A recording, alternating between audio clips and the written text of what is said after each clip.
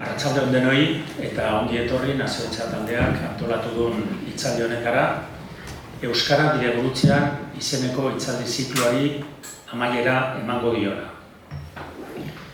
Hitzaldi ziklo honen aurkezpenean aipatu genuenez, 4 hitzaldi eta mahainguru baten bitartez azterketa sakona egin nahi izan diogu gure egoera soziolinguistikoari. Euskararen gaur egungo indarguneak eta ahulguneak ezagutu. Eta ahulguneak hobetzeko proposamenak entzun. Uste dut, hein handi batean, helburu horiek lortu izan ditugula zikloa bukatutakoan. Euskararen biziberritze prozesuari buruz, gako nagusiak aipatu zizkigun Jon Sarasuak hitzaldi ziklo honen lehenengo hitzaldian, urtarrilan, eta gero Ipar Euskal Herriko euskalgintzaren erronka nagusiak ezagutu genituen Amanda Aninen eskutik otsailean. Martxoan, Miren Segurolak, UEMaren egoera, helburuak eta kezkak azaldu zizkigun. Eta apirileko mahai inguruan, Euskara eta immigrazioari buruzko harremanaz, solasaldi mamitsu izan zuten Carmelo Landak, Jon Sarasuak eta Xabier Ayerdik. Larrialdi linguistikoaren kontzeptua behin baino gehiagotan agertu zen hitzaldietan, izan ere ez dira gutxi Euskarak dituen mehatxuak globalizazioaren garaian. Gure hitzaldi zikloa ixteko, baina baikortasunari heldu nahi izan diogu. Mehatxuak eta erronkak ez ezik, aukerak ere baditulako gure hizkuntzak. Egia bada ere arnasgunetan Euskararen kale erabilera jaisten ari dela, beste toki batzuetan kalea irabazten ari da Euskara. Tolosako kasua, esaterako, oso adierazgarria da. Gutako batzuek ezagutu genuen Tolosa duela 40 urte inguru oso erdalduna zen. Tolosan aldiz Euskarak esan dezakegu hein handi batean kalea berreskuratu duena. Eta hori ez da soilik nire inpresioa edo nire pertzepzioa, kale neurketa guztiek aldaketa hori berresten baitute. Zer gertatu da Tolosa? Zeintzuk dira Tolosako bilakara linguistiko arrakastatsuaren gakoak? Tolosako eredua esportatu alda beste herri batzutara? Galdera horiei erantzuteko, Tolosak bat eta soziolinguistikan aditua gonbidatu dugu gaur. Kike Amonarriz.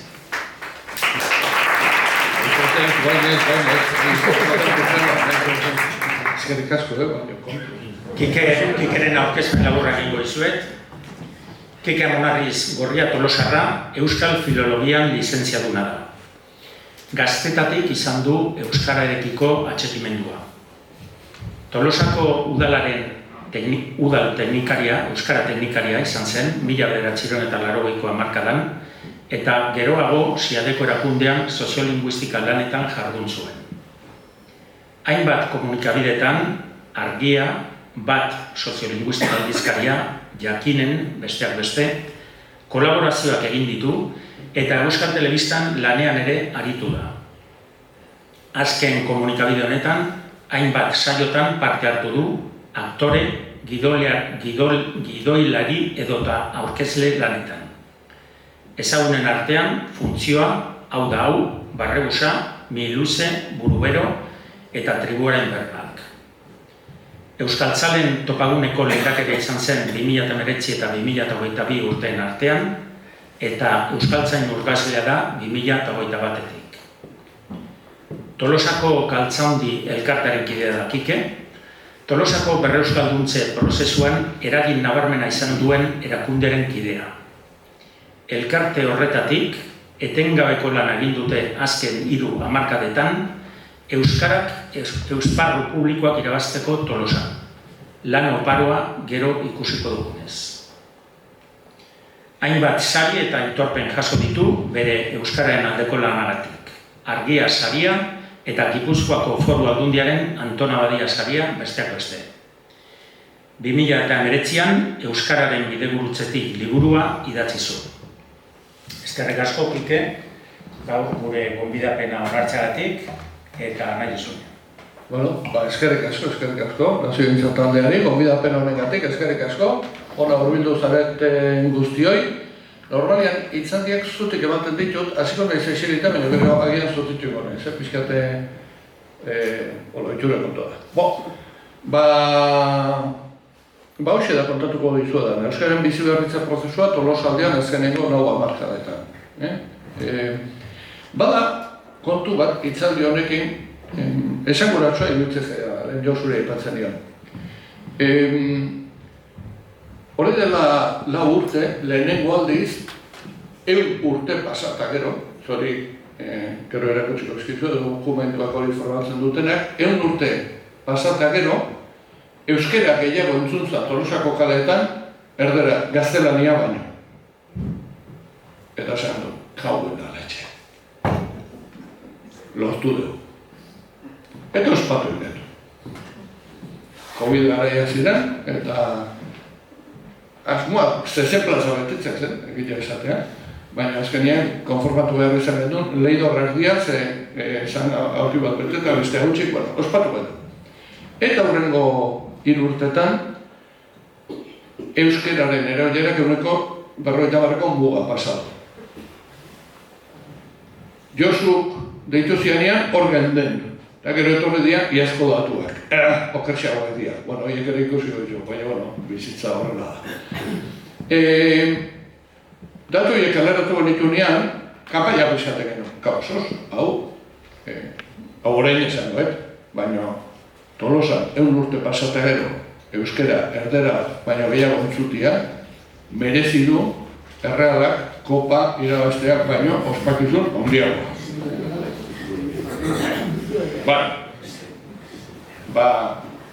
Eta hori, kaitza bakarrik. Albizkari, zabaldu behar dugu, sare sozialetan, gure edabidetxoetan, eta hori. Eta harako batian, Galtzondikoekin, zen ila zuzendaritza utzitan egon, baina galdetzen nien. Inork deitu aldu, galtzondira. Ez du inor deitu. Aragotian, eskatu ziaten, hitzaldi bat antolatzea, honen inguruan. Eta izan zen, Helenek egin zuen, Bilbon egin zuen kongresuan, galesek eskatuta. Eta konseilioak egiten, galesekoek eskatu digute esplikatzeko zer gertatuan Tolosan. Eta esan, jontxo, inor ez da profeta beharritan, baina interesa, galestarrak esan dute, eta galesen orkestu zen den, Josu. Eta egia da, Bilbon orkestu eta gero, galesek eskatuta, berehala beste eskara bat izan gendula. Galeguak. Daudun, Santiago nagoan ditzen. Denbora bat pasata gero, Zumarra eskatu zioten, egiteko, eta hau da urrengoa baino, uste dut? Mamia daukala historiak. Zerk ematen digun atentzioa, zerk ez interesan. Horreko kontra. Beraz, eskertuta, gaur honea ditzea, eta esango dizuedana da, historia bat, gure historia, arrotasunez kontatzen duguna, ilusioz kontatzen duguna, kezkatuta, beti ere. Eta Tolosa Euskal Herrian dago, Tolosa Estatu Espainiarran dago, Tolosa Europan dago, eta Tolosa munduan dago. Ez gaude aparte, ez gaude azpeitetik urruti, eta hemen mikroan ari gara lanean, baina makroek eragina handia dute, gero ikusiko dugun bezala. Orduan, uste dut, aintzat hartu behar dugula, batetik Euskaren bizi berritze prozesua oso konplexua dela, norabide askotarikoa, aspektu batzuetan irabazten beste batzuetan galtzen beste. Hortxe gabiltza, inpasa, bidegurutzea, larrialdia, indarraldia, horiek denek adierazten digutena da hor gaudela, eta bai egin dugula bidea, ikusten dugula zer falta zaigun, ikusten dugula une hau ere oso ez egonkorra dela, orduan, uste dut horretan denok bat gatozela.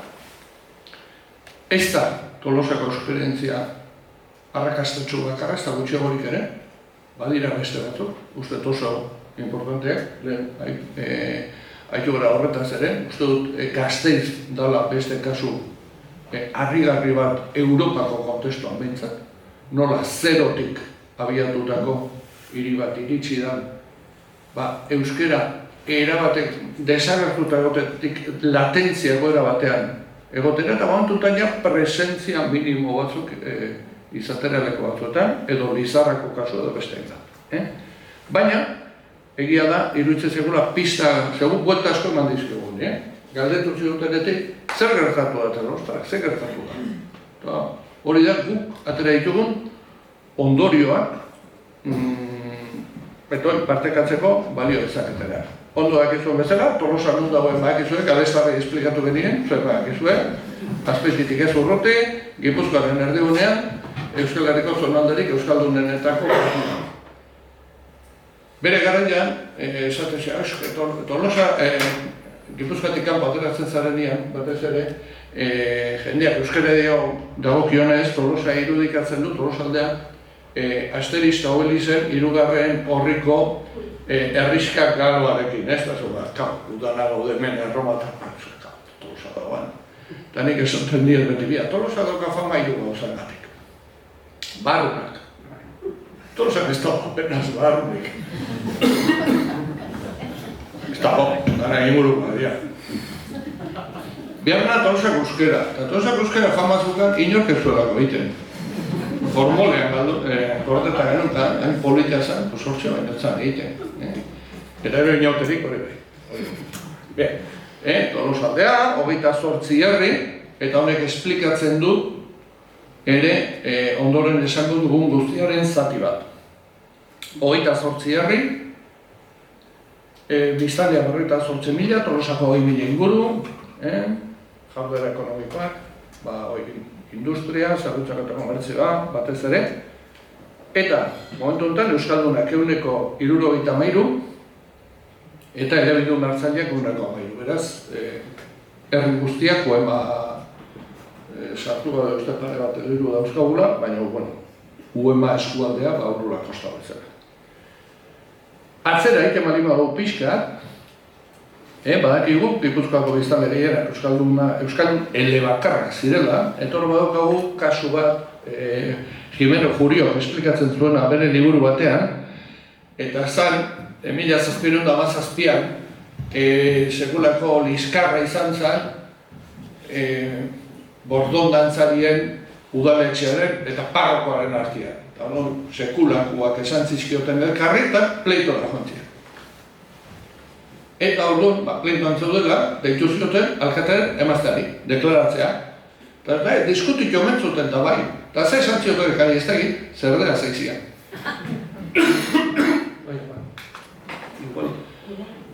Basogatur, bai, ekartzen bide zuen, bai, hortin mesede, bai.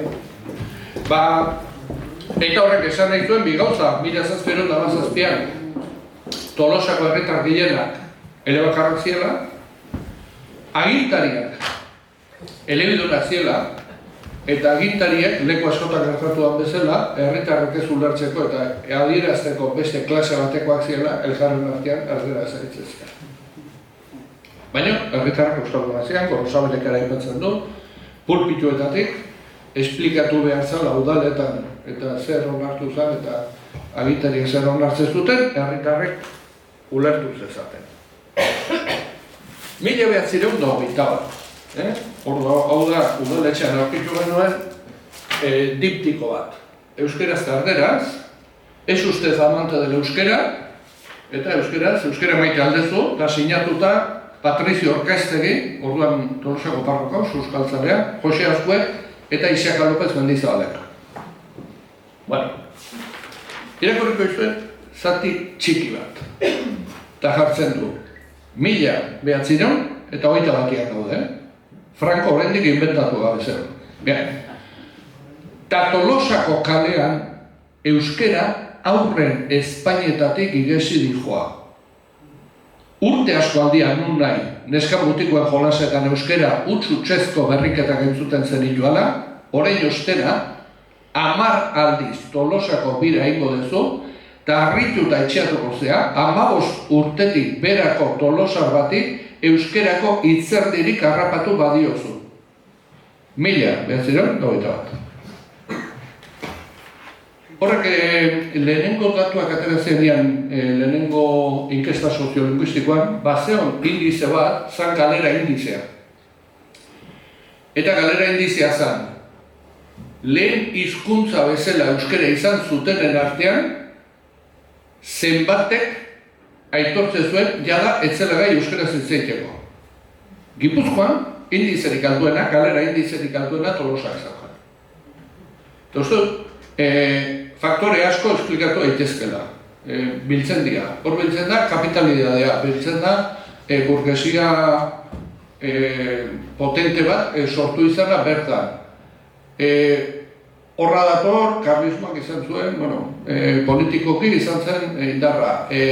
Papelerek hartu zuten indarra. Hor sortzen dira, hainbat faktore, ekarri zutena euskeraren, euskaldunen arteko bazien erdaldun duagoak, kanpoko emigrazioaren gatik, baina ez ari gara, euskera utzi zuten familia euskalduna, nik ez sortu ditun, horreko desente Tolosa. Eta hori dator, gerra horretik. Horrek, neuzez esplikatzen du, pizkundearen, ikusten duzu, pizkundearen gune nagusietako bat ere Tolosa izatea. Hori da, erreakzioa. Galera, nabarmen baten aurreko erreakzioa. Eta hor bilatzen dira bi indar horiek. Eta hor gaude, gerra horreak gaude. Gerra horretik gaude. Beraz, askotan... Mila bete asker, Zuek ere eskertuko zuen.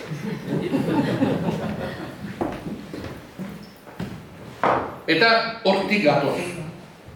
Uste, importantea da, ze hor dago, esatu baterako Azpitiren eta Tolosaren arteko diferentzia handienetako bat. Eta da, gerra ondoren, Tolosa kalean euskera desagertu ditzen, beraz, etzegoan kaleko euskara kolokialik. Guk ez dugu euskara kolokialik erabilik, gazte garaitan. Azpitiko gazteek, 50garren, 60garren hamarkadetan, kaleko euskara erabiltzen zen duten kalean, guk ez. Itan horik guk ez dugu ikasi kalean, ezamundarik ez dugu ikasi kalean. Eten hori, eten linguistik hori oso nabarmena da. Horretik, aurreko nire, gazte izkere programan, etzi hori konbidatu genuen, ze hemen transmisio horrek ez du etenik izan. Gure, transmisio linguistikoa egon da, baina kaleko izkera kolokial hori ez da transmitik. Eta hori nabari da, gero, hitz egiten modu, zadutzen ere, etzan eten hori izan, behasainen bai, esate batareko. Gerra gareko, gerra ondorengo testigantza batzuk. Hau da, frankismoa eta transizioa Tolosaldean eta Giltzaldean. Hitzak atera zuen liburu bat, lehenengo zatia historikoa da, eta bigarren nadia elkarrizketak. Elkarrizketatuen artean dago Xabier Elosegi. Elosegitarren, familikoa, Tolosako lehen ieslaria. Oso okerez banabil, 1927an jaioa. Kokatzen gara. Galdetzen dioten. Euskal girorik ba altzen Tolosa. Eta, 20 urte inguru, zertzokan berak, ari gara, 57, 60 iritsi gabe. Giro euskalduna etzen ilun sumatzen. Garikanotarrak eta bere kuadrilla ziren kalean euskera zaitzen ziren bakarrak. Hoiek behi euskaldunak esaten genuen. Katakon betan zegoen euskera. Josebani Korrotxategi. Beldurra zegoen, 40ko hamarkadan, inork ez zuen euskera egiten Tolosan. Labaien, Ramon. Zeintzen kaleko giroa, giro tristea, diru gutxi zeon. Beste mundu bat zen, gero etorri da konsumismoaren mundua. Gaur egungo Tolosak ez du zerikusirik Tolosa horrekin. Besteak beste, euskaldundu egin da. Osea, hau da, dauzkagu, gerra horreko datuak, baina gero daukagu, gure lagun batek esaten du, berari kuadrilla, el Basko deitze ziotela, Tolosa. euskaraz egiten zuen bakarra zelako. Nik askotan aipatu izan dut, Asteriesen binetaren adibidea jarritakoan, eta hau egia da, nik 13 urte nitunean, euskaraz hitzeiterakoan kalean launekin, enun inoiz akatsik egiten. Ze euneko erderaz egiten nuna. Euneko Nik 13 urte nitunean, ez zegoen nire edadeko Tolosarrez osaturiko kuadrilla bakar bat ere kalean euskaraz egiten zuena. Denak erderaz egiten. Euskaraz egiten zuten bakarrak ziren kaxeruak, erretxikitakoak. Eta gaina burla egiten gauza dira bezala. Hortik gatoz. Eta hortik gatoz, eta hemen digatoz. Liburu erreketa, abre bien, bedaioko kuadernoa, hau gainera zalduzan, hau lagun batena da, Lotxo Zubeliarena, lagun batek esan zian, kuaderno bat, eta hor ikuste zuen, en la clase no volveré a hablar en vasco, ikuste zuen, tatxoi badaola, leheneko lerruan, zen astu intzan, en la clase no volveré a hablar en castellano, horratu intzun. Eta hau da, zigortu zuten, eta kurioso da, berarekin egondakoan, eta elkarrezetatu gandu gaina frankismoaren programan, hau publizia esolimina da, kurioso da, kuaderno zigor hori 77koa da. Oso karespano, 77koa. Guk orduan, eskolapiotan, Xabiortxo rebeltzen denun. Eta 5 urteko okeran euskaraz egiten ziguten. Bazian, apaiz eskolapio euskaltzale batzuk. Eta handereño euskaldun eta euskaltzaleak ere bazian. Orduan, gero jaldena erderaz, baina pargulitotan euskaraz ere beltzen denun. Eta urrengo urtean ikastola sortu zen. 3 errealidade, zer ikusirik ez dagoetan egileia. Baina, hortik gatoz. Orduan, datuetara joango gara, eta gaurko hitzaldia kokatzeko. Lehenengo puntu importantea. Erakutsiko ditudan datuak dira kaleko erabileraren datuak. Tolosan, kaleko erabileraren datuak urtero biltzen ditugu 1985 urtetik. Eta horri eskerrak daukagu serie oso osatua eta ari gara jarraipen oso gertuko aiten erabileraren bilakaerari. Eta horrek ematen digu errealitatearen irudi nahiko egiazkoa. Batez ere, intuizioetatik eta norberaren ikuspegietatik alde egiteko. Leheno komentatzen gendun, hitzaldi asko ematen ditut eta herrietara joaten izan dian eta zenbat euskera entzuten da kalean hemen, pertzepzioak dira oso diferenteak. Batek esango duzu 140, bestek esango duzu 180. Utzi pertzepzioak alde batera eta goazen datuetara. Bestela, batek esango duzu ondo goaz, bestek gaizki goaz, baina danak dira pertzepzioak. Hauek Euskal Herri osoko datuen Euskal Herri osoko kaleko erabileraren datuak dira. Lehen galdetu diozu eta baino, beste inun egiten alda. Kale erabileraren metodoa Siadekoko Iñaki Larrañaga sortu zuen 70ko bat. Hau da, made in Euskal Herria metodoa. Eta orain hasi gara esportatzen gainera. Eta ez da leku gehiagotara esportatu, zenbait lekutan beldur diotelako datu hori.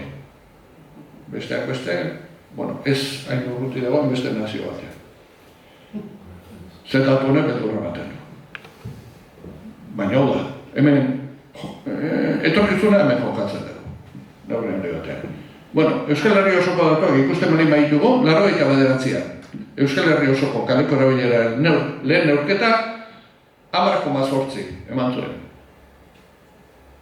Espero genuena baino gehiago.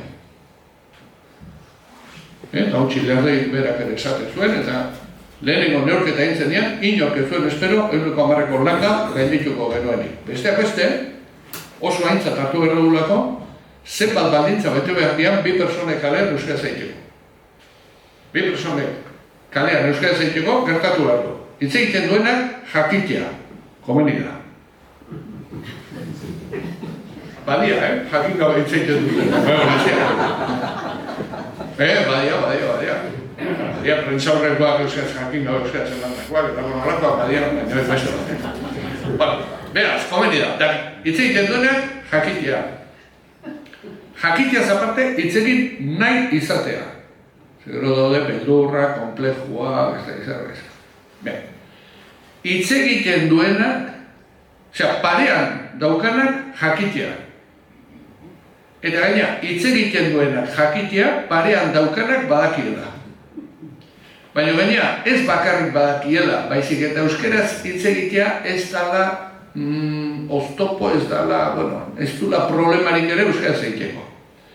Eta gero, hizketa gaia ere, bien artean euskaraz hitz egiteko modukoa izatea. Ze bi erderaz ikasi dute, bi mediku bali badira, medikuntzari buruz, askotan erderaz hitz egingo dute. Edo, mila histori.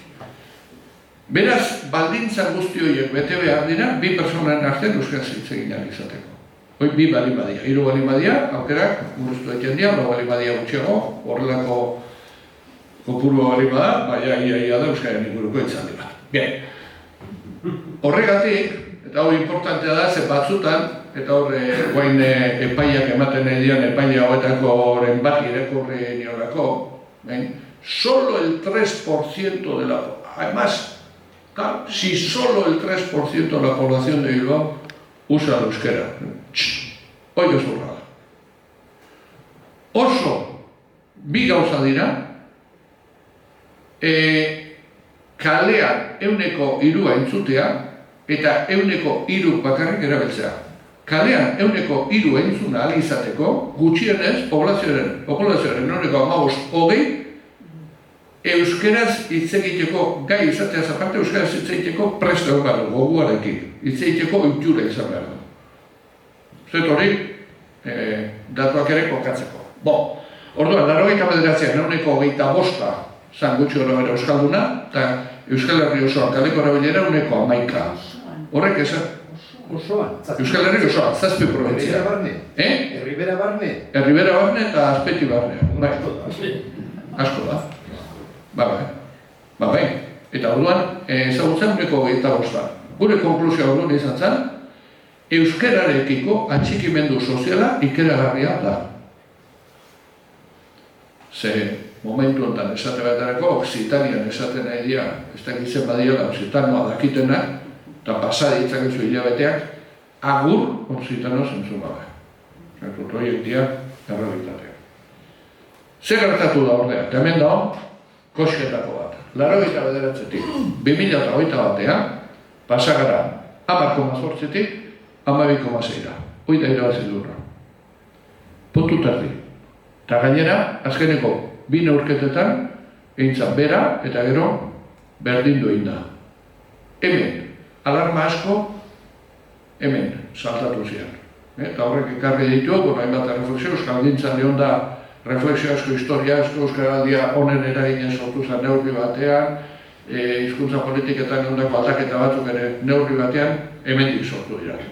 Datuak eukita, ikusi genurako. Kontuz, zeba iztiko honi. Jauziaren kontzeptua hemendik sortzen da. Ezatzen txosten bat, ez hemen. Erabileran jauzi bat emango balin badugu, hizkuntza politiketan aldaketa sistemiko bat behar da. Eta ez da, puntu bakar bat ukitzen mugituko. Eta ikusten dezue, 1,8ko egoena, 32 urtetan. Hori da. Eta interpretatu liteke era askotan, baina hori da. Eta hori da, 16% hasi da 89-etik. Kontutan hartuta ez genengoa. Nondik gatozko? 85-ean, lehenengo neurketa eta Tolosan neurtu gendun euskeraz. Entzutezan 129, gazteleraz 171. Garai hartan oso nabarmena zen, euskara gehien entzuten zen asteguna, izate zen, larun bata goiza, merkatu bata, eta herri txiketako jendea etortzen zelako, astelena ez genuen neurtu, ez goizetan ere asko igotzen zen, nahiz eta hori ez genuen neurketetan sartu, eta momenturik erdaldunenak ziren, Tolosar gehien biltzen ziren momentuak. Eta hau da, 2023an lortu genuen datua. Hau da, diferentzia. Hemendik, honea. Honek ekarri du, datu honek ekarri zuen itzaldio. Eta zen, Pontxo, 85etik 2023a, 123 igo da, eta erabilera ila 180 handitu da. Honek sortu zuen efektua, taua.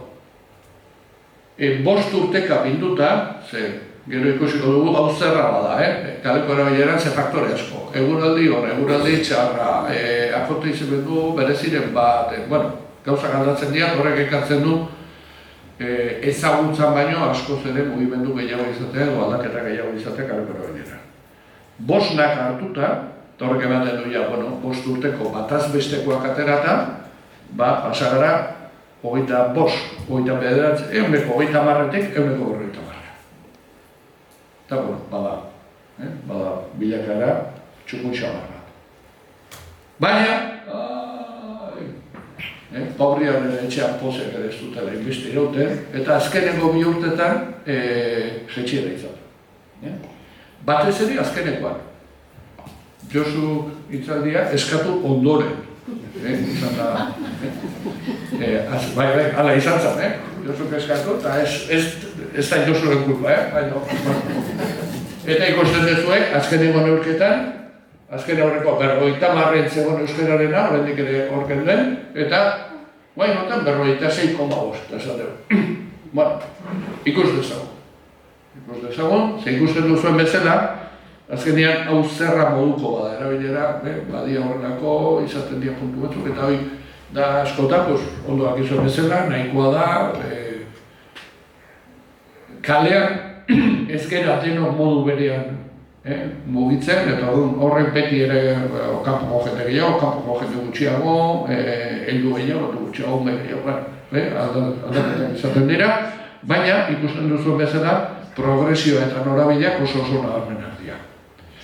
Urtero neurtzeak ekartzen diguna da oso argazkia, zehatza eta erreala. Hau dira, datu orokorrak. Pixat, hemen gaude, zer gertatu den ze. Horren barruan, badaude bi kontu. Adinka, ikusten badin badugu ze gertatu da, eta Euskal Herri osoan gertatu da, eta hau da, kanpoko jendeari harridura gehien sortzen dion kontua, eta da, orain dela 40 urte, Euskal Herrian euskeraz gehien egiten zutenak ziren adinekoak eta aurrak. Ordena segun, eta gutxien beti gazteak.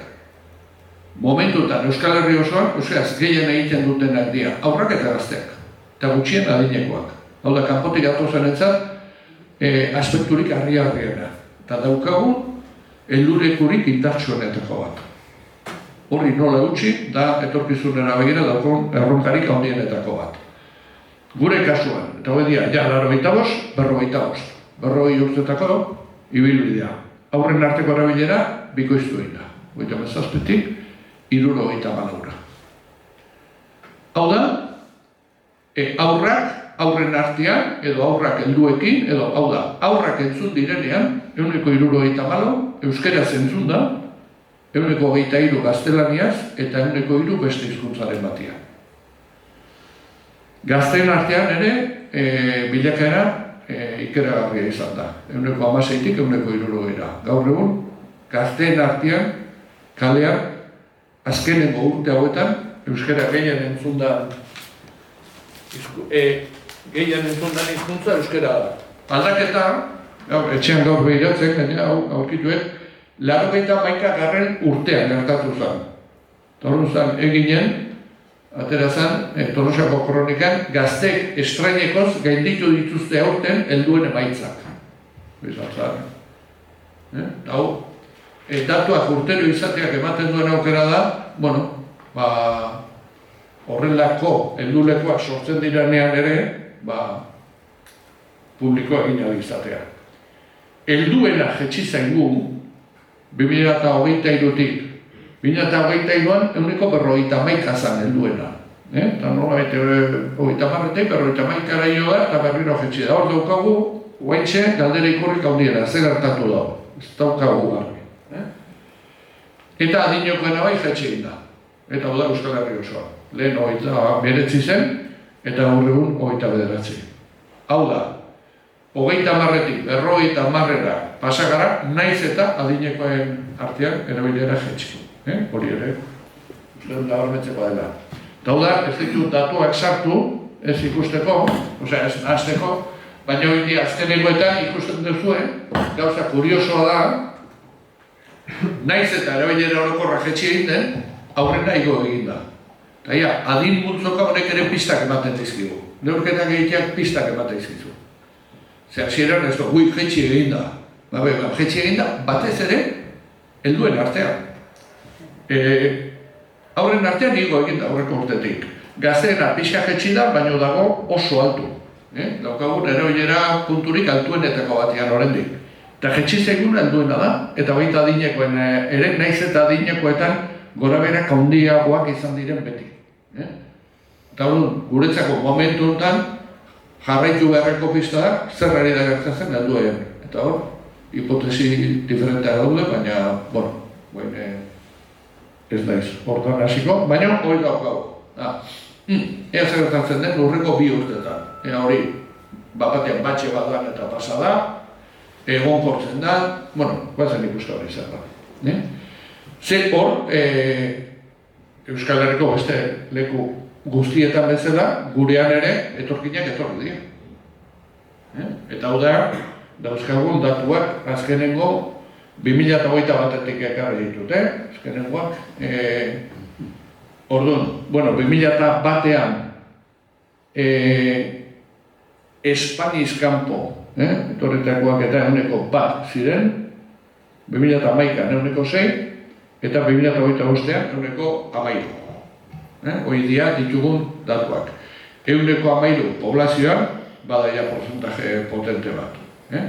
Eta ala ere, eragin hori bakarrik, nabarmen, izan da, helduen artean eta aurten. Gure prebizioa zen, erabilera etzela igoko azkenengo urteetan, eta naiz eta kanpotik jendea etorri, erabilera jarraitu du igotzen. Eta egia da hor, aurren artean batez ere, inguruak euskara zeiten badu, jarraitzen dute euskara zeiten, eta duela 2 asteko herri txiki infernu hondi programa ikusi zen duten, Urkizuko atara, de repente, dauzkagu Urkizun, New York tar bat, Azerbaijan Kirgizistanekua, bere 3 seme-alabetik Urkizura etorri zian, ez da ginundik, ja euskara jakin da. Bueno, denetik da. Baina, garbia da, daukagun erronkarik handienetako dara. Zegero ezagutzari dagokionez, bilakaera, uste dut Euskal Herriko beste lekuen antzekoa izan da. Esan ditu, 81an euskara hitz egiteko gai Tolosan 150, eta 2021an 170. Hori da nahiko orokorra esango nuke, Euskal Herrian.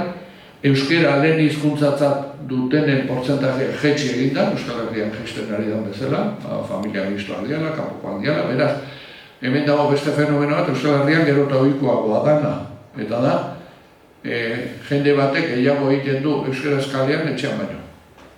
Eta gehiago egiten du kalean etxean baino. Hori gero eta ohikoagoa izango da. Eta hori da fenomeno berria eta interesgarria. Hau da, gazte asko dago kalean euskaraz egiten duena, gure ingurun euskaldun hauetan, naiz eta etxean, 2 gurasoak edo bat edo dena erdaldunak izan, edo beste hizkuntza batean egin. euskararen etxeko erabileran ere bilakaera da Euskal Herriko oso antzekoa. Jaisten ari da. Familien osaketa aldatzen ari den neurri berean, beraz ari gara nolabait esateko kalean irabazten eta etxean galtzen. Hau da fenomeno bat, leharti bain ere, nahiko nabarmena esan duke, eta segurazki azkoitian, baita zestuan ere, gertatuko dena. Eta gero, eskualde osoan neurtu dugu bi alditan, 2017 eta 2021, eta kopuruak antzekoak izan ziren, baina 2021 bitartean Tolosa aldean ere erabilera pikin bat handitu izan. Eta hor zan, hori egia da, 17 eta horiek orokorrean eindako klusterrarekin eta eindako neurketak, eta izan zala Euskaldunak ehuneko 10-tik gora zituen eskualde bakarra kaleko erabileran hazkundea izan zuena. Hori medaileta bat. Eta gero egia da, bilakaera hau esplikatzeko ere eskualdearen garrantzia ezinbestekoa dela. Eta hori ikusten duzu ere, oso arnasgunea da. Gurea, kenduta, Tolosa, Bilagona, Zizurkil, hau epaseko ditugu, hau ja gutxora. Eta gero, ia, zein duen neurketa, kanaletan. Kanalak oso erdodura izatea, beti. Eta zuen joan. Batzen neurtzea kanaletan ze pasatzea. Bakarra daukagu, eta bueno, datuak hola pixatatu erdia, hola, baina ni horretik arritu da. Hau batea zan. Ni flipauta, no? Ez nuen espero, espero nuen kaleko erabilera jistea, karnavaletan. Eta justu ioin da. Esplikazioa, behar da, dijoan jendea, euskalduna da, eta gaina dikoa euskeraz. Dikia edo, nik espero nuen, beste zozare, egitea zan. Eta pozkarria izan zen, eta batez ere gero, datuak ere adinka zelkatuta, ateratzen zaizkigu ohikoak diren datuak, baina aurren eta gazteen datuak oso altuak dira. Karnabalak izateko. Gare batean euskaraz ligatzea, gure txokoa jute ginen, eta baina ematen du karnabal eta datorra jendia. Oso ezin dena, aiakaldea, Tolosa, etzan euskaraz ligatzen. Kendu euskaraz berdina, balio bezala. Orduan, gakoak. Guazen guain pixatea, esan diatea ameka kartera oirik eta horla. Pixkatik horra Bueno, uste dut, esplikatuko dudan, hau, ondo ulertzeko. Tolosan ez da gertatu Euskal Herriko beste lekuetan gertatu ez den ezer. Esplikatuko dudan guztia gertatu da Euskal Herrian zehar. Baina iruditzen zait, badundela bi faktore esplikatzen dutenak bilakaera hau. Lehenengoa da eskualdea. Tolosa oso erdalduna zen, baina oso babes euskalduna zuen inguruko herrietan. Eta horrek ekarri du, familietan bazegoen euskera, bazegoen ezagutza bat, bai inguruan, eta baita etxetan ere. Eta hori, abia puntu sendoa, zegoela, ezagutzari dagokionez esan diteke. Eta bigarrena da, iruditzen zela, hemen aipatuko ditudan faktore guztiak, han hemen gertatu direla eta badaudela, baina hemen gertatu direla intensidade handiarekin, jarraikortasunarekin eta denak batera. Eta horrek esplikatzen duela, emaitzak hobeak izatea beste leku batzuetan baina. Gauza batzuk labur ze hemen kanpokoi hauek esplikatu hartzezkia, baina zuen bai. 70ko hamarkada. Lehen ikastola, kultur mugimendua, helduen euskalduntza alfabetatzea. Euskal Herri osoan bezala. 70ko hamarkadan. Euskarazko hizkuntzaren hedapena ezautu genuena, Euskal Herri osoan, helduen euskalduntzea, kultur mugimenduen loraldia, baina hori Euskal Herri osoan zen, eta, behar da berezitasun bat, euskeraren aldeko lehen euskera taldea eskualde osoan. Tolosaldea berreuskalduntzeko elkartea. 28 herriek osatutako euskera taldea.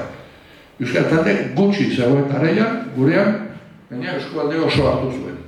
Hoien artean, errepasatzen dokumentuak, 1979an, Tolosaldea berreuskalduntzeko elkarteak, Laskoren ikastolak, Lizardi kultura elkarteak eta orduko gau eskolek udaletxeetan planteatutako mozio bat zen neurri hartu behar ziren, eta bazegoen 79ko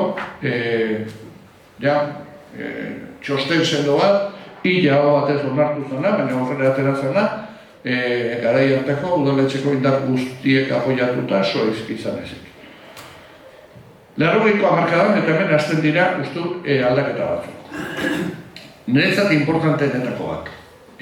Bat, irakaskuntzan, momentu batean, ikastola indar hartuta zegoen, eskola publikoan eredua martxan eta indartzen, eta eskola erligiosoetan ere eredua bituta. Baina, patioetan erdera zen nagusi.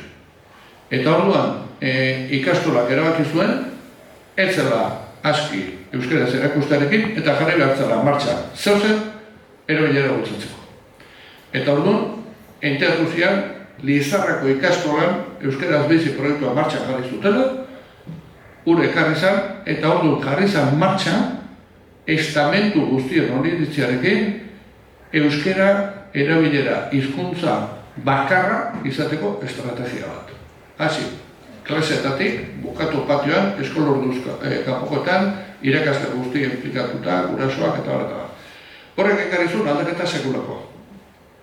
Momentu batean, 3 urtetik batxilergora, patioetan erabilera 95 izatera jo. Eta orduan, udaletxetik, egin zan, hau ahi da funtzionatzen, hasi da funtzionatzen, saiatu gaitezen hezkuntza komunitate osoa zabaltzen. Eta ordu ezkeroztik egon da beti koordinazioa ikastetxeen artean erabilera ardatz. Ikastetxe bakoitza bere soziologia du, bere irakaslegoak, bere guraso taldeak, orduan, egoerak diferenteak dira, baina horrek ekarri du hezkuntza komunitate osoan partekatzea helburu bat. Eta da, helburua ikasle hiztun aktiboa lortzea. Eta horrek ekarri du neurri handi batean ikustea gero kaleetan aurren eta gazten erabileraren hazkunde hori. Parentesi da. Zau, uste dut, klabeetako badala aurrera begira. Azkenen gorte batean tokatu zait hainbat hitzaldi ematea, hainbat lekutan, baina tokatu zaizkit batzuk Iralen. Gure lau batek esatu. Netzako bali bada esan da, nahi izela. Iralen, tokatu zaizkit 5 pasei hitzaldi. Eta hor, PowerPointak prestatu behar dira, ze bestele ematen du, hitzaldia bali mazaz PowerPointi gabe ematen du, ez da zula prestatu, no? PowerPointa. Eta baren bat diapo bat, 20 piku barrena, galdera batekin. Uartu nintzen arte, gakoa gortzela. Eta handik aurrea, hitzaldiak hasten dituen galdera honekin. Egin kontu, Irale, 5 bat hitzaldi izan dira, bat Gipuzkoan eta 4 Bizkaian. Bakoitzean 60 bat irakasle, bakoitza ikastetxe batekoa. Eta galdera zan. Zuen ikaslei gaur galdetuko balie, ea zein den beraien ustez ikastetxeak beraiekiko duen helburu linguistikoa benetan sentitu dutena, ez irakasle baten edo bestearen, ez paperean, ez, sentitu dutena. Zuek zer sentitu dute ikasle horiek ikastetxearen aldetik. Helburua zela, A, Euskeraz irakatsi. Eta kitxo, edo hiztun aktiboak sortzea. Ari gara, D ereduko ikastetxez, Ikastolak, ikastetxe purga, denetatik zegoen. Lehenengo aldian nahi nuenean, zen A, B, hiru. Hau da, 57. Euskeraz irakatsi. Eta punto, hiru hiztun aktiboak sortu. Bigarrengoan izan zen, 55, hirugarrengoan izan zen, 60. 0. Hiztun aktiboak sortu. Gipuzkoan gehiago izan zen, 55 eta 55. Hau galdetu diet, Donostin irakasle gai direnei, Gipuzkoarrak, denak deredukoak, gehienak zuekiko eta horrela beti gehiago dira, normalian proportzio da, 2 eta 1. 2, euskeraz irakatsi eta punto, bat hiztun aktiboak lortu. Gipuzkoan, irakasle gai izango direnak. Horrek esan nahi du, eta hau esaten dien, eta hau ikasleek espalin bat dute nabari ikastetxeak beraiekiko duen helburua hiztun aktiboak izatea dela, ez dut esaten lortuko duten, esaten dut sentitzea helburu bezala. Nik nahiko nuke zu euskera zeitea. Ez badute sentitzen hori, nola kristo eko dut euskaraz. Baina ez dere duen buruz. Eta uste dut dakoa hor dagoela. Eta hau planteatutako itzaldietan, izaten dara brum bat, izaten da shock bat. Jendeak editzen da gaina, pentsatzen du, bere kasua dela eta ikusitako nostaz gehiengoa. Eta gero dago bigarren kontu bat, hezkuntza legearen arabera, horretaz mugatzea, euskaraz irakastera mugatzea, ez da legala. Hezkuntza legeak aipatzen du, espreski helburua hiztun aktiboak sortzea dela. Gero nola, baina, uste dut, honek ere frogatzen digula, hiztun aktiboak sortzea helburutzat hartuta, horrek ondoriok nabarmen batzuk ditu. Ez badugu hori lantzen, ikasleek ez dut euskaraz egingo. Are gehiago, ingurun erdaldun batean, bizi bat emadera. Eta gero ja, 80ko hamarkadan, euskarazko lehenengo kanpaina sortzetia, bestien badekutan bezala, Udal Euskara Batzordea, lehenengo araudietako bat egin genuen, uste dut Euskal Herrian izan ginela zezenketen kartelak euskaraz atera genituen lehenengoak baita azpeitiren aurretik ere, kontzientziazio kanpaina, kanpaina sektorialak eta bat, beste egin badekutan bezala. Eta gero, 80ko hamarkadatik ona, iruditzen zait hori, deredua bakarrik, baina hori leku askotan dago, eta hemen, erabilera hartatz jartzea izan dela irakaskuntzatik egin den ekarpenik handienetako bat, eta horrek isla izan duela hori ikusi ditugun datuak.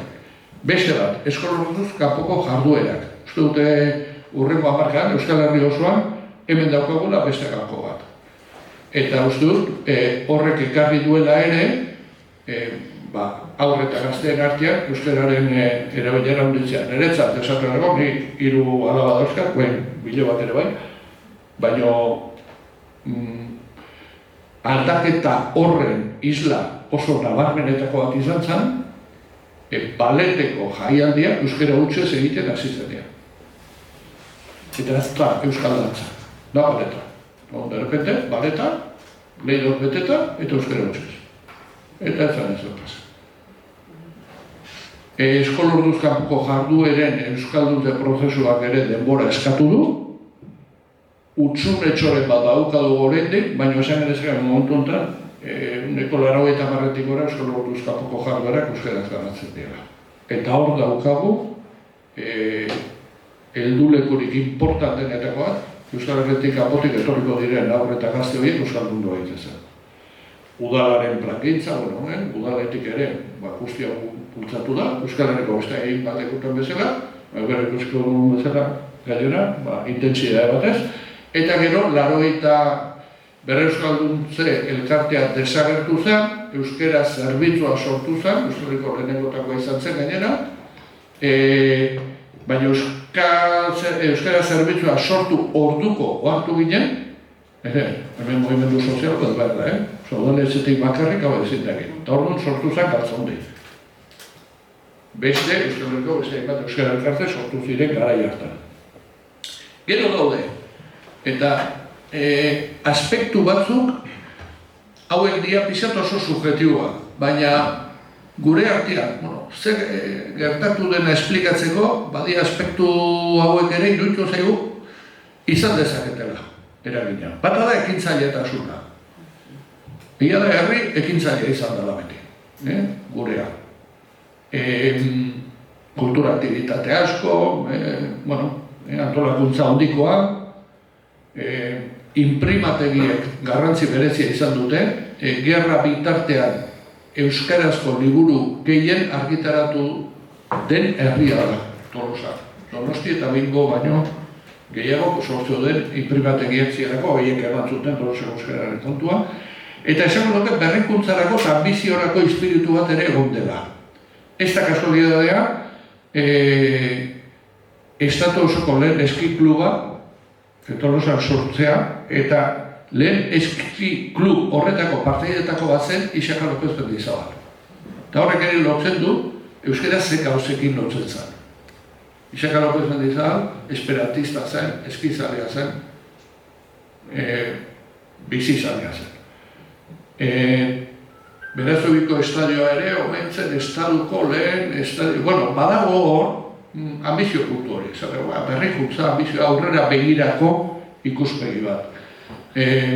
Gure zirkoa. Niko ez, hoi ez da sortzen prozesu parte hartzaile batian. Hoi sortzen da bestera batean. Hemen kauen da letxe, erronka, kilometrotako erronka ere, Tolosako udaltzain baten eoskorkeria izan zen. Montatu behar dugu hemen, eske, zebestia, etortzen dira, litrorak eta montatu behar dugu. Ekokis mauko bat. Montatuko dugu. Eta hori zen, ekokiseko zuzendaria. Eta esplikatu behar zen egin duni, eta esan zio, ezin da, nola ingozu, imposible da. Eni modu ez, bai. Bigarrena zeharkakotasuna, hau hasieratik. Hemen bai saiatu gara sektore guztietara, sektore ideologiko, sektore sozial, ahalik eta jende gehiena hurbilarazi eta guain nabarmena da, daukagun erronkarik nagusiena dela, kanpotian dozkigu sektore horietara hurbiltzea, eta hori kostatzen ari zaigu, eta ari gara, baina gehiago da batzen gaituena, hori izan da batik oinarrian izan dugun espiritua, eta hori pentsaera adin jatorri askotarikoa. Pentsaera, importantea, adina, importantea, eta jatorri, importantea irurak. Eta hor bai, transmisioa talde barruan eta saiatu gara ere, eta gero izaera zabala eta inklusio bat, argazki batzuk. Eta gero, hemen pixat eta gure artean beti eduki dugu diskursoaren aktibazioarena, ezin da lana teknikarien esku utzi. Hemen aktibazioa behar dugu, jendean behar dugu aktibo, gauza txikieta bali bada ere, baina aktibo. Ambizio realista, ez dezagun ahalik eta frustrazio gutxien eragin, baina ez gaitezen motz gelditu ere. Bazen, eta horre Galtzaundi foruma antolatu zarian esatea eta hor martxearo zabilen eta hola, eta zen ekarriko duen erengua? Arzailuz. Zen ekaritzo duen, arzailuz. Bota goitik, gero ezezkoa getor goia. Eta ospakizuna. Diga zotan esaten oso katoliko leninistakea. Silizioa bai. Silizioa, abestia eta sofrimendua eta hoi bai. Ospatu ezagun ere. Ospatzekoa daukagurian ospatu ezagun, eta lehen aipaturakoa. Hemen hor ikusten den hori, Leidorreko ospakizuna, lehenengo aldiz euskara gehiago entzun zanean Tolosako kaletan. Baina orduan, ekarri genituen 28 udaletxetako ordezkaria, eta ez zeuden 28. Esateko, hau lortu dut denon artean, Mikago Lanetxe, aurrera, Eta hemen denok implikatu behar dugu. Eta zuen alderdi politiko guztiak, zuen herriko eragile guztiak esateko. Zuei esker, onaino iritsi gara. Baina ezin dugu gelditu ere, Eta da, modu bat ere, ospatu, motibatu, baina baita ere aktibatzeko. Hori da, antoletu izan dira, nahi bat histori, espiritu horrekin. Noizian behin, saiatzen gara, jende asko biltzen kalera. Ospakizu puntu batekin, baina baita ere espiritu horrekin. Eta gero, arnazgune funtzional ugaltzen ari zaizkigu. Gaur egun ja, elkarte askotako eta erakunde askotako ardura postuetan daudenak dira, irakaskuntza euskaraz jaso dutena, euskaltzalea den jendea, eta orduan ja, motu propio, hasi dira ja, erabaki batzuk bere ekartzen, ez udaletxearen, ez galtzaldiren, eta ez inoren eskaerarik gabe. Eta hor jarra ditut batzuk. Hau da, osteut izeneko pregoia. Gure garaian, erabat arteraz, noski. Gero, ala batean, elebidun. Bazegoen elkarte horta, bazegoen pare bat gero euskaldun, eta hori, saiatzen zian, aiak egiten. Azkenengo bizpailu urtetan, euskara utzez egin da.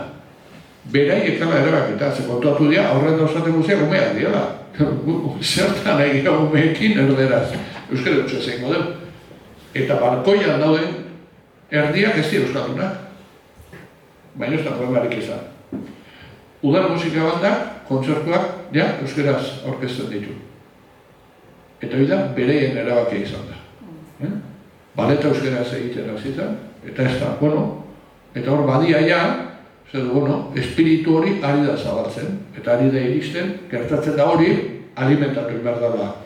Zegero, eta mendik aurrea, sortuko zaizkigu, inkastellano, porque sortuko jaurun hori, jende aurki behar dugu, ahaldunduta, eta ondo prestatuta.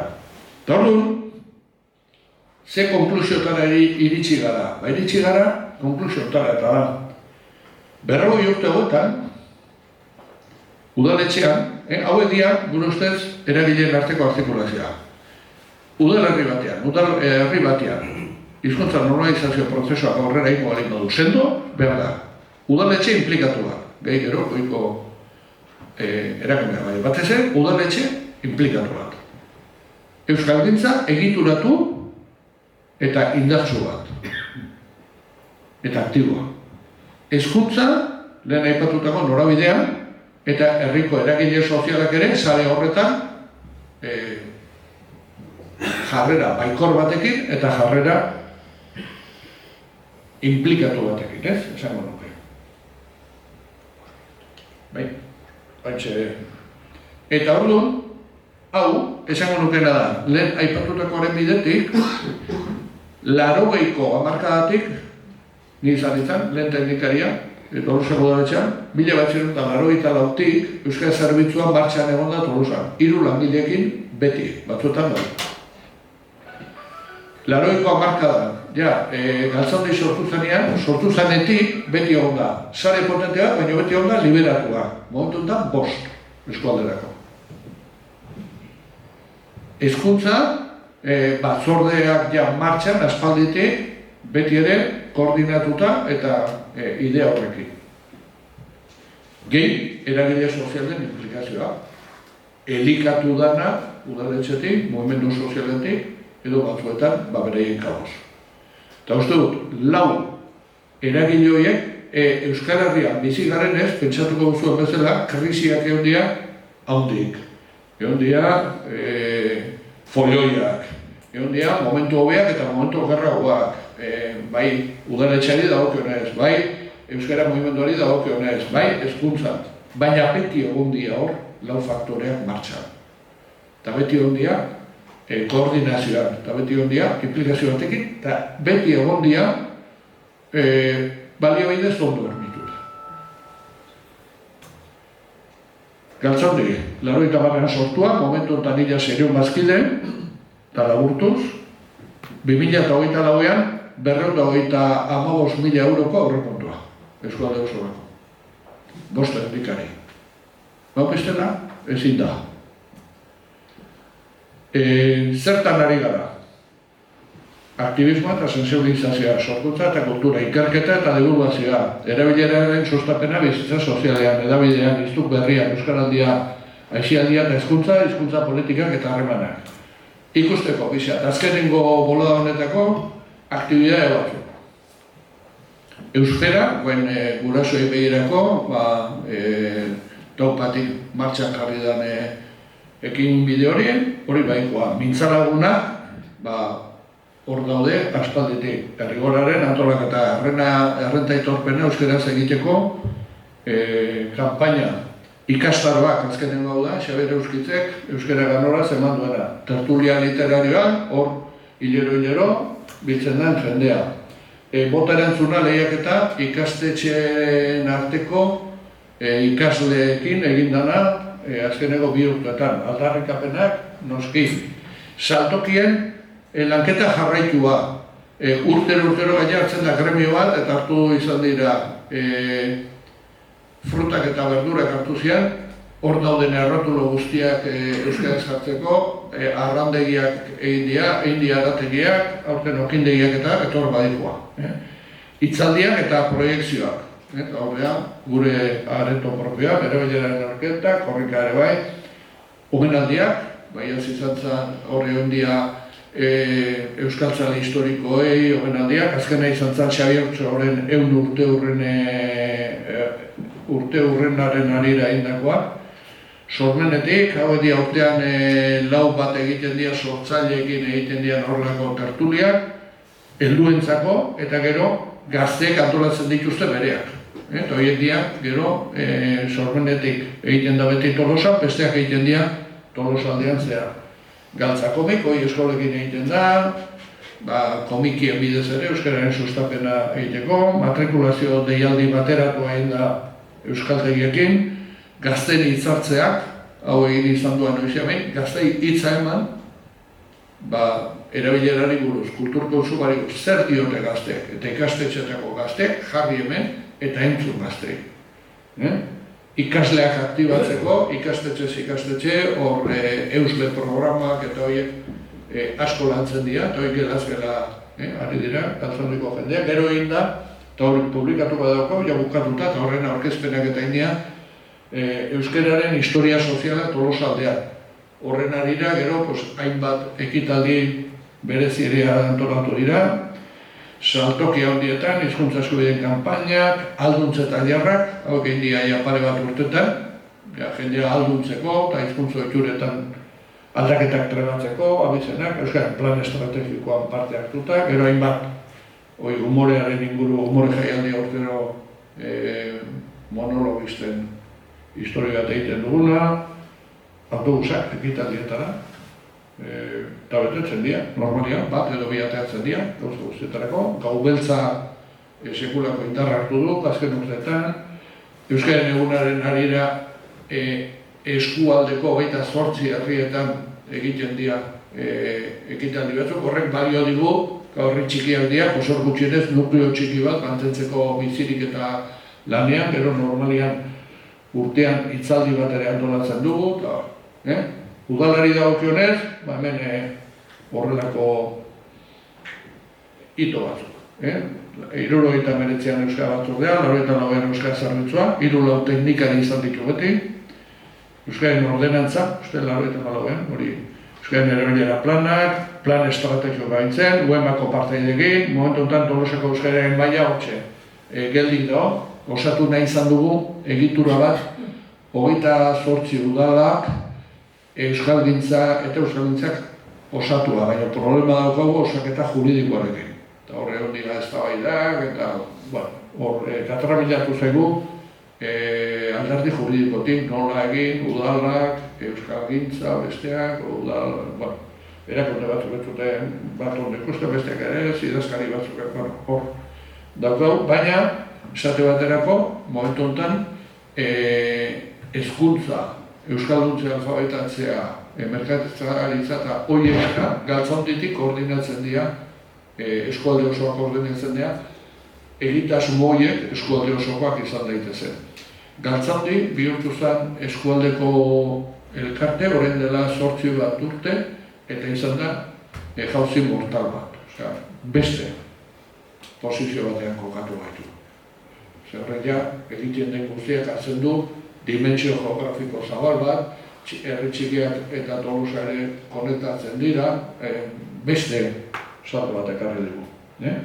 Eta momentu honetan, ni sartu nintzen udaletxean, euskal gisa, 84an. Eta orduan oraindik ere papelak erderaz zauden. Eta illa dena erderaz, osea, funtzionatzen erderaz udaletxean. Momentu honetan, esan diteke, Tolosa udalak euskaraz funtzionatzen duela, salbuespena. Hori, eta gero hezkuntzan ere, zutor baitugula, erronka nagusiak denok ditugunak azpitin daudenak eta Euskal Herri osoan daudenak, baina hor, hezkuntza mailan ere lan handia egiten nahi da, eta guk geuk ere, beti ikaslei begira eta hor eusle programa da, gelazkela, azalpena, hor ja ikastetxekin badagoela jarraitu da. Eta, lehen esaten nuna, eta gero dauzkagu bestelako eragileak eta entitateak. Eta hor ere, horien implikazioa gero eta handiagoa izan dadin saiatzen gara. Eta hor ja, badago sare bat, funtzionatzen duen nahi, hau, gauza kurioso bat, non daukat,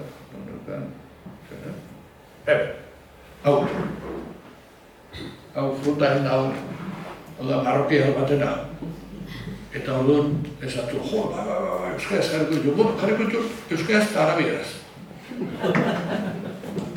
Ikasteko eta hobeto. Eta hon jarri zituen, euskaraz eta arabieraz.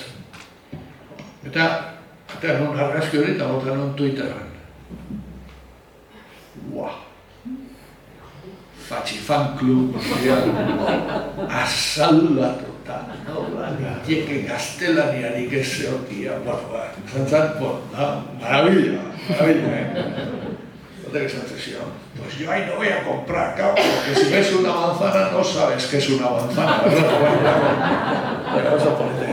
Hori, egia da, gero, zer gertatzen da, hori egiten dezu behin, kartel horiek ere, galdu egiten dira, erori egiten dira, garritu behar dira, hori behar du lan jarraitu bat, hau ez daukatzen.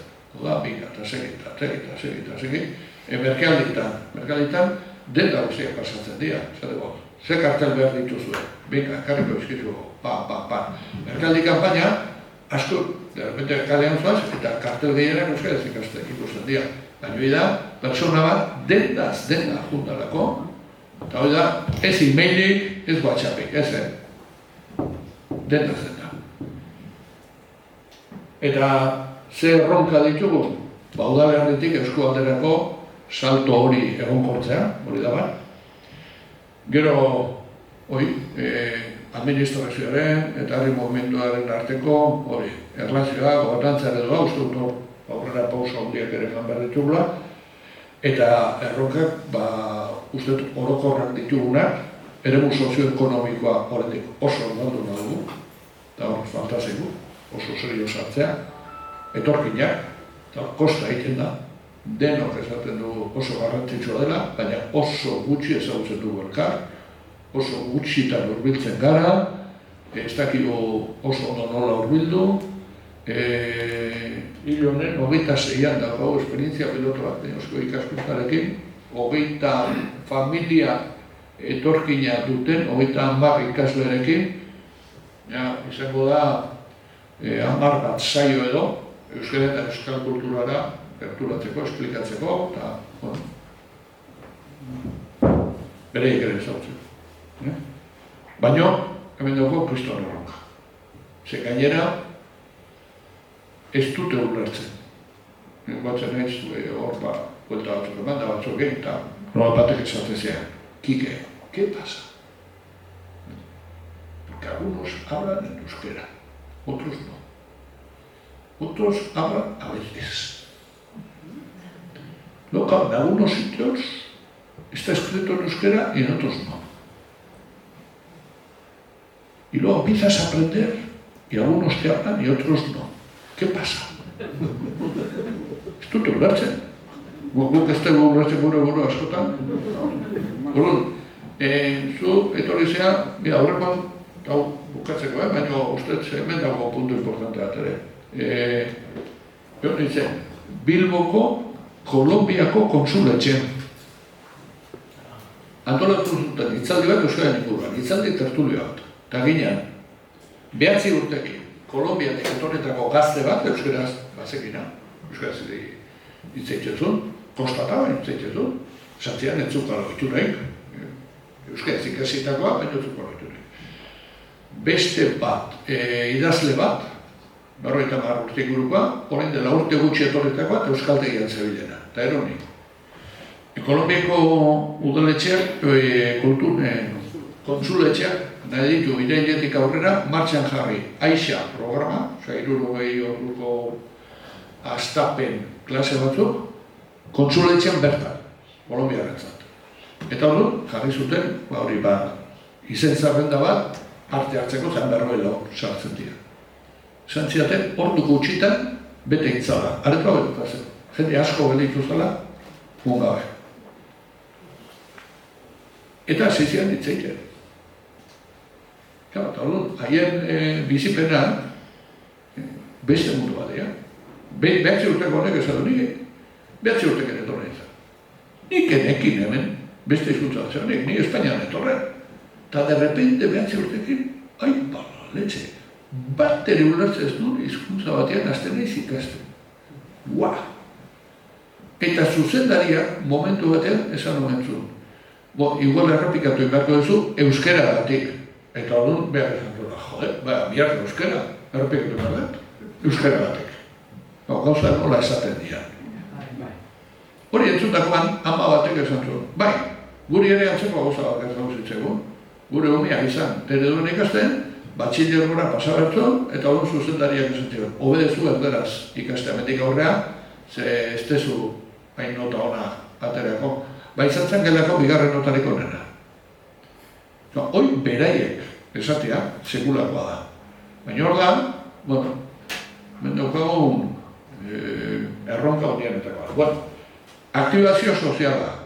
Bizik gira, gero eta gizarte individualizatuago batean, gero eta zailagoa da jendea bolondorez lanetara erakartzea, gero eta zailagoa da euskera elkartetara, kirol elkartetara, isialitatetara jendea borondatez ekartzea.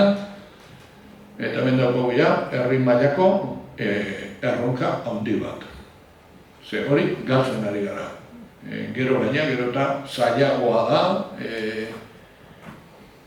antolatzea gauzak, arauetatik kanpo esango nuke. Gaur eguna, kirol jarduera batera ume batzuk kotxe zer ematea, ilegaltasunaren neurri barra jartzen da, ez? Orduan, aktibazio sozialarena daukagun erronka potente bat. Jendea prest dago, noiz xoxe egiteko. Baina, noiz jende asko xoxe egiteko behar du nukleo gogor bat. Eta horiek dauzkagu faltan.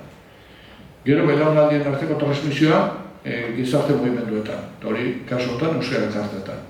Suertez hori asko landu deu eta ondo ateatzeko. Ez da beti, landuta ere ez da beti ondo ateatzen.